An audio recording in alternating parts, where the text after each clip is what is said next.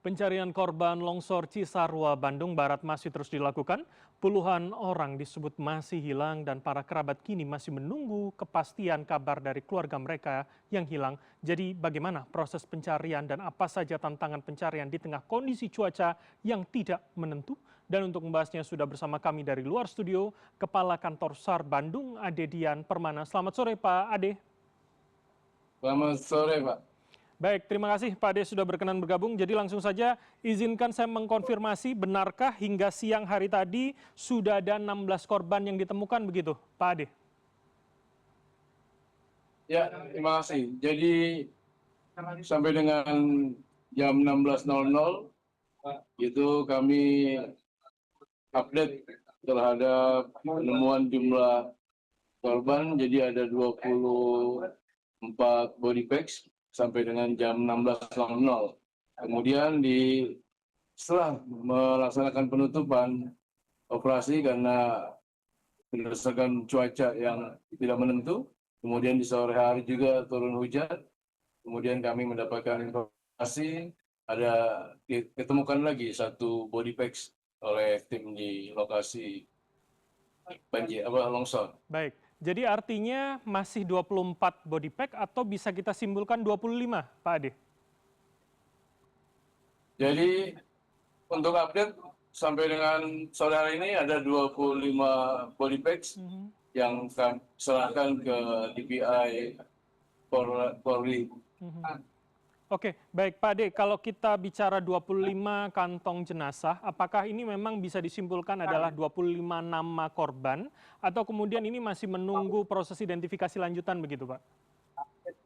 Ya, benar, artinya kami setelah mendapatkan 25 body bags, kami serahkan ke tim DPI Polda Jabar untuk melaksanakan identifikasi terhadap korban, baru bisa disampaikan atau dirilis ke Basarnas. Oke, baik Pak Ade, bisa Anda ceritakan lebih rinci begitu Pak, selain soal kondisi cuaca, tantangannya seperti apa? Apakah cakupan luasan dari longsor ini memang cukup menyulitkan proses pencarian ini, begitu Pak?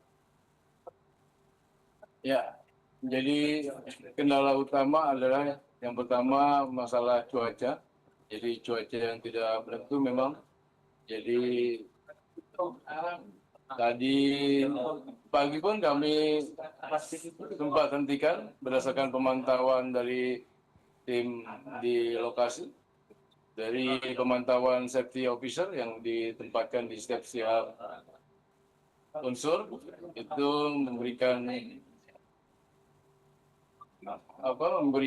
sinyal bahwa telah terjadi retakan atau longsor susulan yang ada di mahkota terjadinya longsor. Makanya kami hentikan untuk sementara. Kemudian di jam 11 kami melanjutkan kembali. Ya, situasi kondisi di lokasi dinyatakan aman.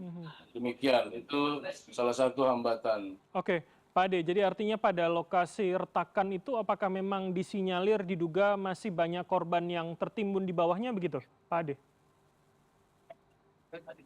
Ya, jadi dari hasil asesmen awal sampai dengan hari ini, kami menurunkan 3 alat berat ke lokasi longsor untuk bisa menggali korban-korban yang tertimbun, material longsoran, dan material rumah yang terdampak bencana longsor. Oke. Seperti itu. Baik, Pak Ade, bisa saya konfirmasi berarti artinya sudah menggunakan alat berat ya Pak? Bukan kemudian masih manual dengan para tim SAR dan relawan begitu? Ya, jadi untuk pencarian pada hari ini kita sudah menurunkan alat berat. Ada 3 alat berat yang kami turunkan ke lokasi longsor. Kemudian juga tetap untuk proses pencarian secara manual menggunakan alpon juga kami lakukan.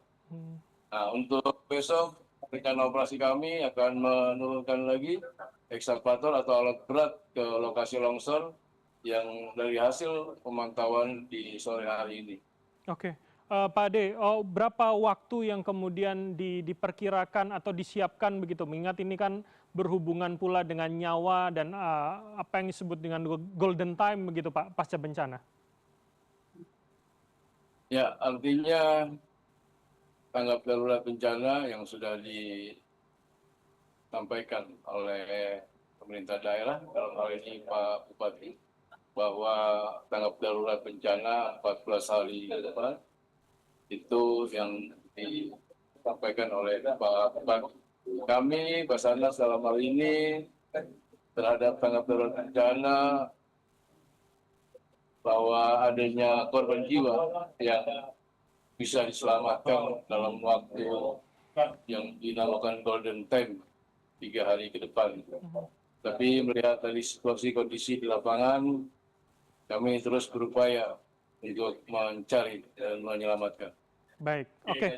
Pak Ade, terakhir kalau begitu Pak, jadi artinya hingga saat ini memang sudah terdata atau data ini akan terus diupdate soal siapa saja nama yang hilang, atau kemudian mungkin ada pendataan soal keluarga yang melaporkan untuk keperluan antemortem maupun postmortemnya begitu Pak? Ya, jadi berdasarkan laporan awal yang kami terima dari hasil asesmen di lokasi longsor oleh pemerintah daerah, dalam hal ini Pak Kepala Desa, bahwa jumlah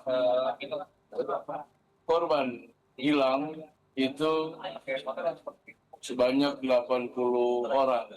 Itu pun masih dinamis, artinya bisa saja jumlah itu bertambah dengan proses pencarian yang dilakukan oleh tim SAR gabungan. Untuk itu kami dari 80 orang jumlah total itu juga tidak mendapatkan nama-nama atau identitas yang diberikan oleh kepala desa. Seperti itu. Oke, baik, baik. Kami tentu akan menunggu update terbaru. Tentu doa kami agar prosesnya lebih mudah, lebih cepat menemukan semua korban dan juga keselamatan para tim SAR di sana. Terima kasih atas waktu Anda, Pak Ade Dian Permana, Kepala Kantor SAR Bandung, telah bergabung bersama kami. Selamat sore, sehat selalu, Pak.